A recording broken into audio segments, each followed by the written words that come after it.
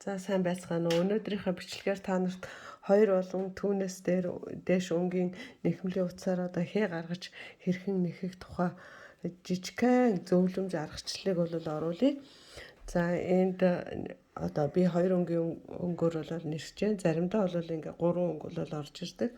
За энэ аль нь ч байсан гэсэн утсаа одоо хэрхэн барих тухай одоо би та нарт жижигхэн зөвлөмжийг оруулж ийе.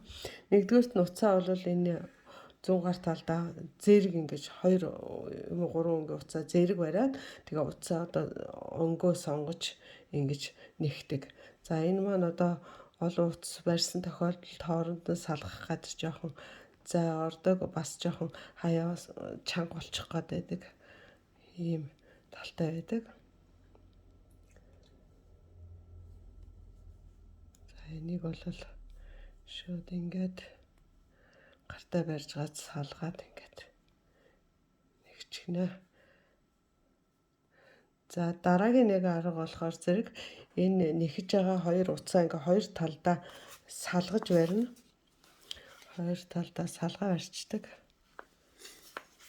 За ингээд нэг талын баруун гар талдаа нэг талын зүүн гар талдаа ингэж барина. За тэгээд энэ баруун гар талынхаа утсыг бол ингэж дээгэж аваад явдаг. За ингэхэд бол одоо утсаа нэхэж явахдаа утсаасныхаа өнгийг салгаж авна гэхгүйгээр одоо нэх дараа хялбар болдог.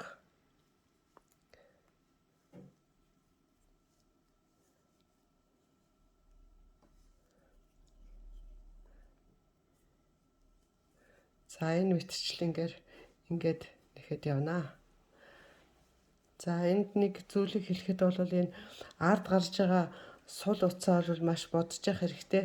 Тэр маань одоо жигдэхэн сулхан байж аж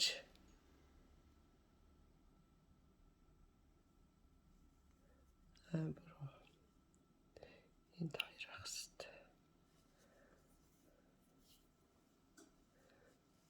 Сулхан байж аж одоо суналцтай, жигж суналцтай болдог. Тийм учраас ард сул үлдчихэж байгаа энэ утсаа бол маш одоо жигдэхэн татаж явах хэрэгтэй. Хэрвээ энэ ард гарч байгаа утас маань бол чанга болчих юм бол нэгсэн юм маань одоо сунахгүй тэгээд умгар болдог. Ийм учраас утсаа бол маш жигдэхэн гаргаж авах хэрэгтэй. За энэ яриад байгаа утас маань гэхээр эднэр баг. Энэ утаснууд ингээд сул гараад ирж байгаа ард талд нь одоо нэг өнгөөр нэхэхэд дараагийн утас нь сул явж байгаа учраас энийг хэлж байгаа.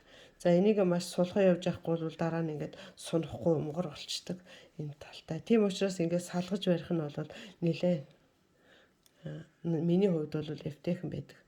Ингээд та нартаа амжилт хүсье.